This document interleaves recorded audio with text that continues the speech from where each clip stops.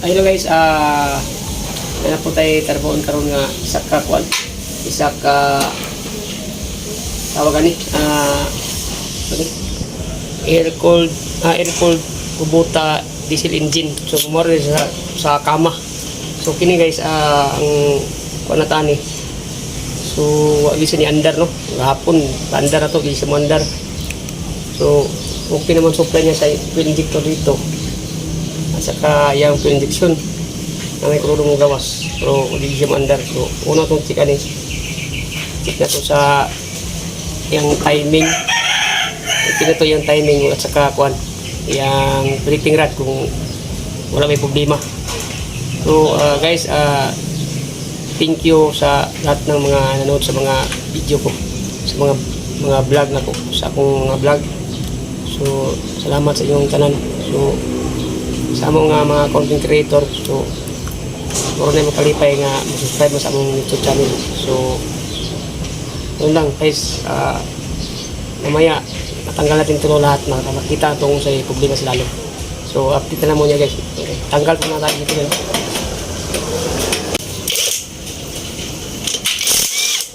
Butso yan. Makita ginato ang problema ni slalom kung sa gud kay grabe na yung pinaandar itong hapon isa kadlaw gud wajud. So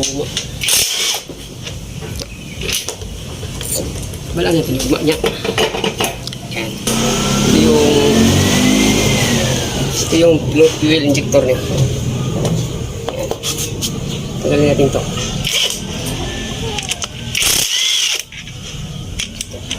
Okay na nga fuel injector, wala problema. Kaya na si krudo nga mo gawas. Ang problema ni nagyod slalom. So tanggalin din nato ni. Tanggalon din nato tanan para yun makita itong problema sa kilaloman. No? Wala kayo tanggalin ito yung barbula.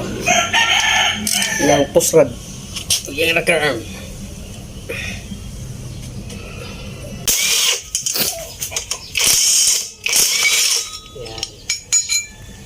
Tik. Nah. Apa yang dipilih?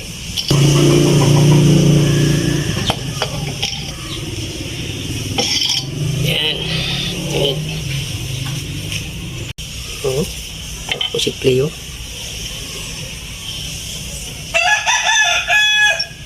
Ano naman siya nga?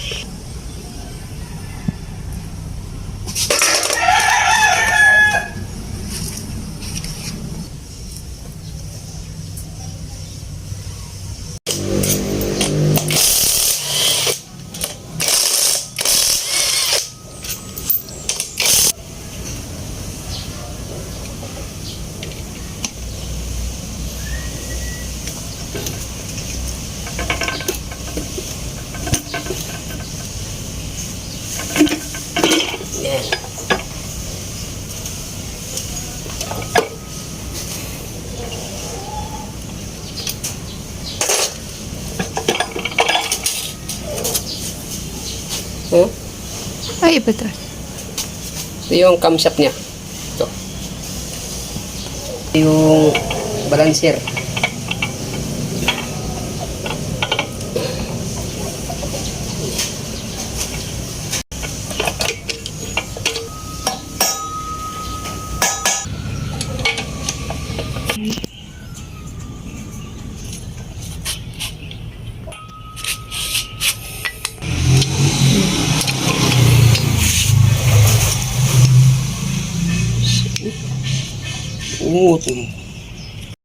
Guys, yung pistol ring natin dito, so tinanggal natin kasi nakapikit dito.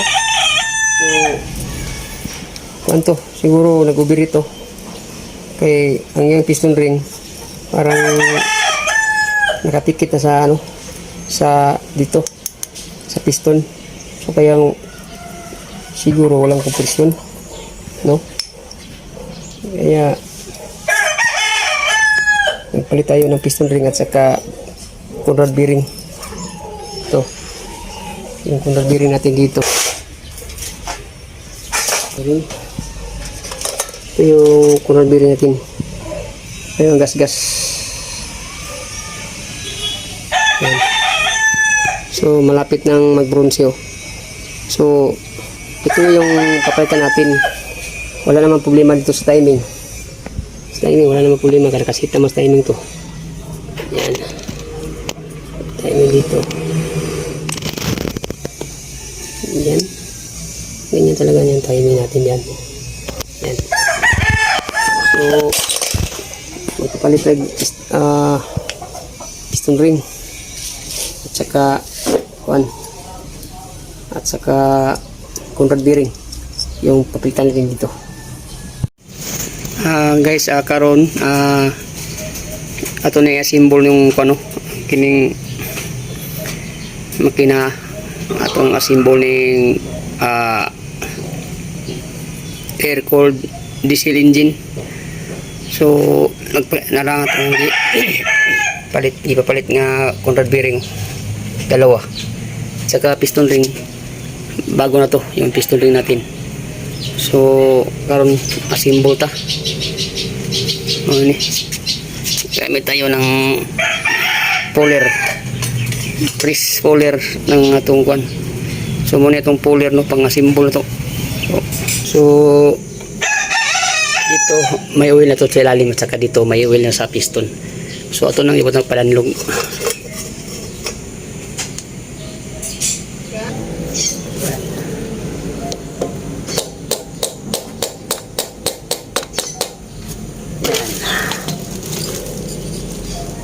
Lalam.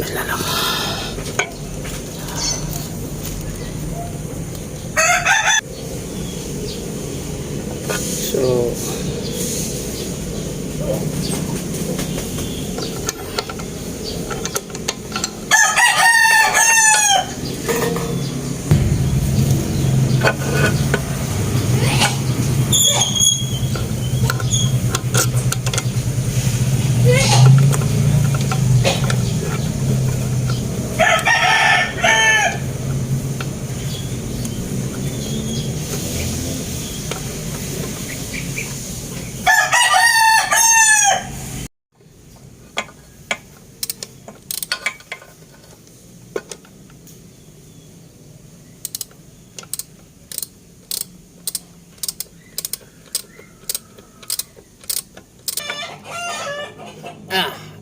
yan.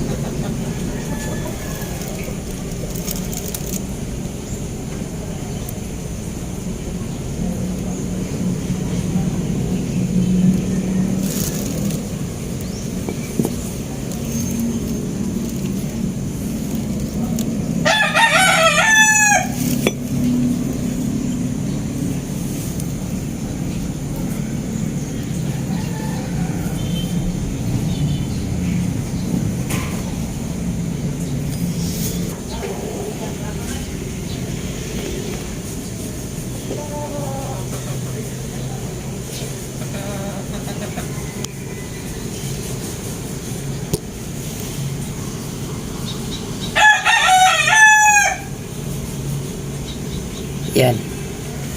So silalim. Silalim.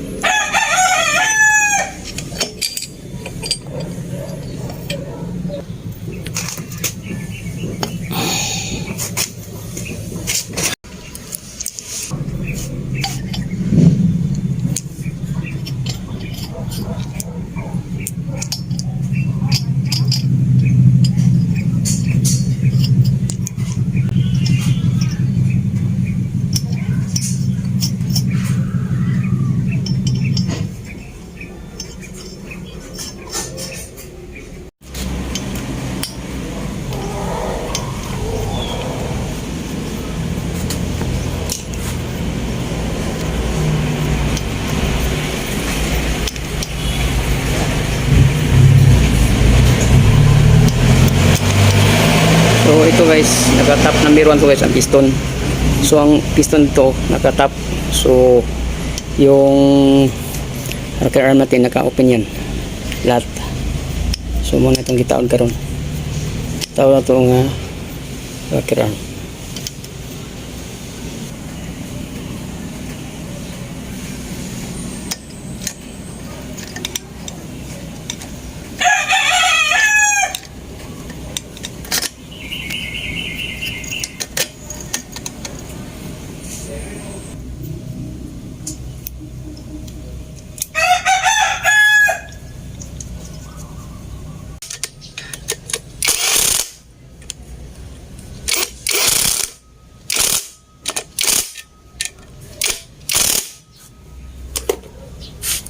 So, sunod ko tawad ang exhaust din, exhaust.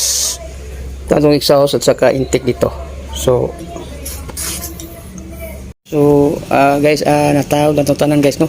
Tanan, ato na natawag tanan. So, karon gitawag na to yung fuel pump. So, testing tawag kung ano, nabay mapuksit na krudo, no? Atong testingan, kung nabay mapuksit na krudo. Di pump.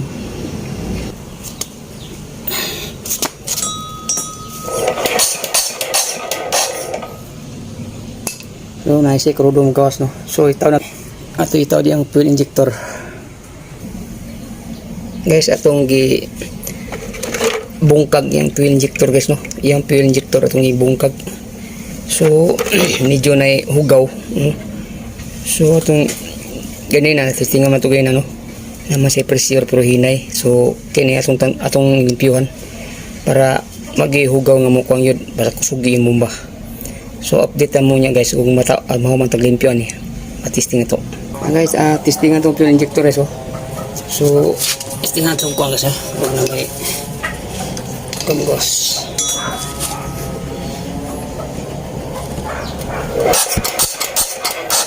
Yan, kusok siya. So testing tagtawag guys para pa tagpandar.